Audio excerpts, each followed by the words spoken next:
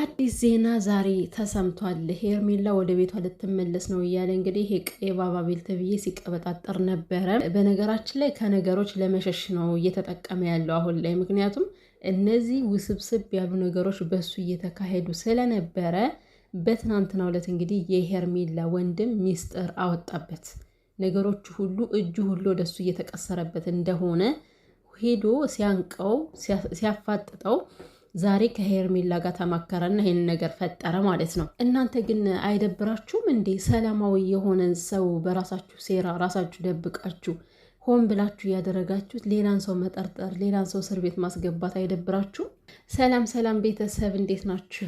ደህና ናችሁ? ሰላምና ፍቅር ብዝት ትርፍ ይበልላችሁ። ውድ ቤተሰብ እንግዲህ ያው አቤልን እንደሰማችሁት ሄርሜላ ልትመለስ ነው እየተባለ ነው። አብርሃም ራሱ መጥፋቱ በጣም ነው የሚገርመው። ይህን 2 ቀን የለም አብርሃም ጠፍቷል ማለት ነው። ምን አግኝቶ ነው?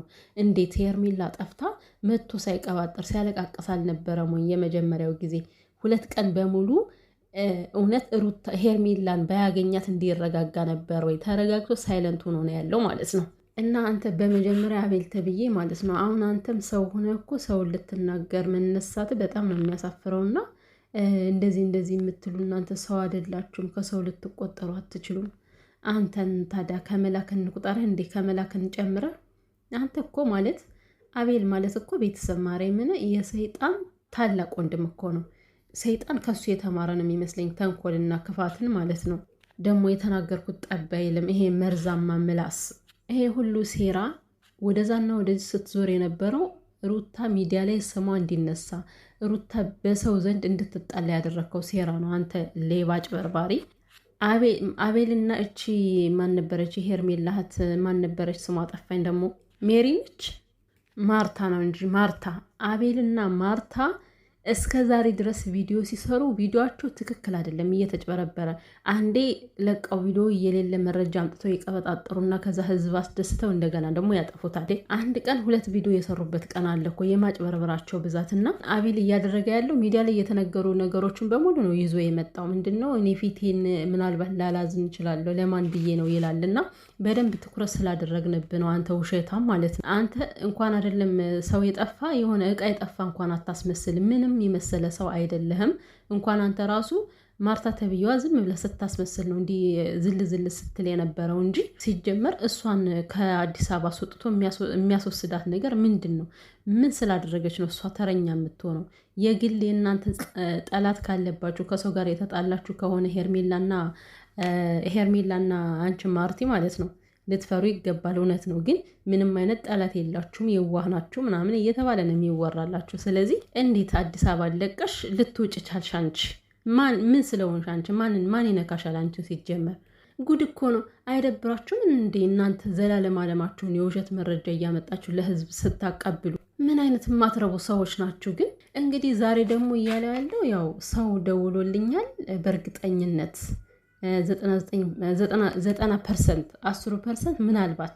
ስለዚህ ዛሬ ማምሻ አካባቢ ልትመጣ ትችላለች ብሎ በእርግጠኝነት እያወራ ነው ያለውና ሲጀመር የደወለልህ ማን ነው? አቤል።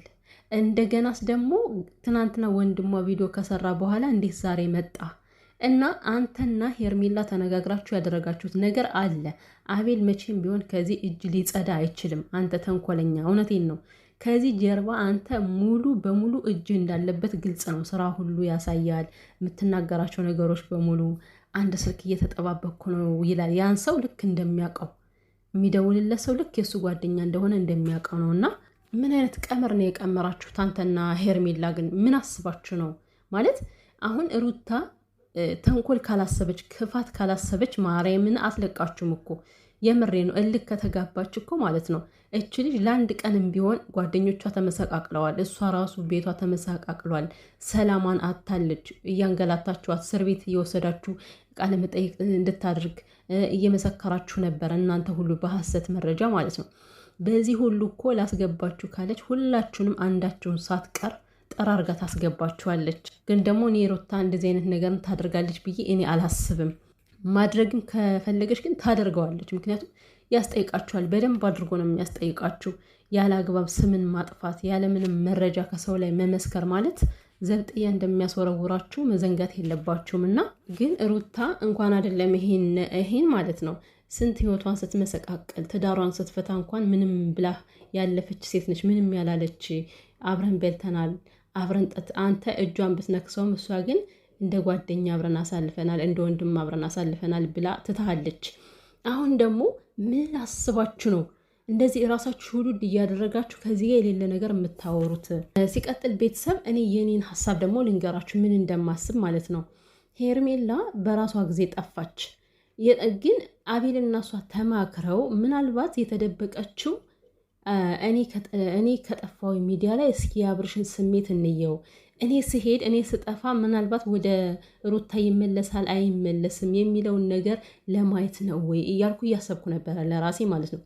ለምን እነሱ ከሚያመጡት አንጻር ሰው የተጣላችሁ ሰው የለም ካለ ሩታ እሷን አልነካችም፣ በሩታ ዙሪያ ያሉ ሰዎች እሷን አላገቱም። ታዲያች ልጅ ከመሬት ተነስታ እንዴት ልጠፋ ትችላለች? እና ምናልባት የአብርሽን ስሜት ለመገመት ነው ወይ የአብርሽን ስሜት ለማየት ነው ወይ ለእሱ ያለውን ቦታ ለማየት ነው ወይ የሚል ሀሳብ ተደጋጋሚ እየመጣብኝ ነው በጭንቅላቴ። የምር እንዴት ሰው ከመሬት ተነስቶ ዝም ብሎ ጠፋ ይባላል? አሁን እኮ አቤል አባባሉን በደንብ የምታዳምጡት ከሆነ ምንድን ነው የሚለው? ልክ የሆነ ቦታ ከርማ ማለት የሆነ ቦታ ራሷን ነፃ ለማድረግ ሂዳ እንዴት ነው ከሱ ጋር ተነጋግረው የሆነ ቦታ ደርሼ እመጣለሁ አቤል የተባባሉ አይነት ነው የሚመስለው ወሬው ራሱ። እች ልጅ ጠፍታ ነው የከረመችው አይደለ? ልክ እንደ ኖርማል እንደ ደህና ነገር ዛሬ መጥቶ ልክ ምንም ነገር እንዳልተፈጠረ ሄርሜላ ልትመጣ ነው ማታ አካባቢ ልትመጣ ነው ትመጣለች እያለ ልክ እንዳልጠፋች አይነት ነገር ነው። ከሆነ ሰፈር ከሆነ ቤተሰብ ጋር ደርሳ ጊዜ አሳልፋ የምትመለስ አይነት ስታይል ነው ወሬው። እና የምር በጣም ነው የምታሳፍሩት። ማን ነበረ ኤፍሬም እና ዳኒ ባላጠፉት ነገር 2 ቀን እስር ቤት አሳስራቸዋቸዋል።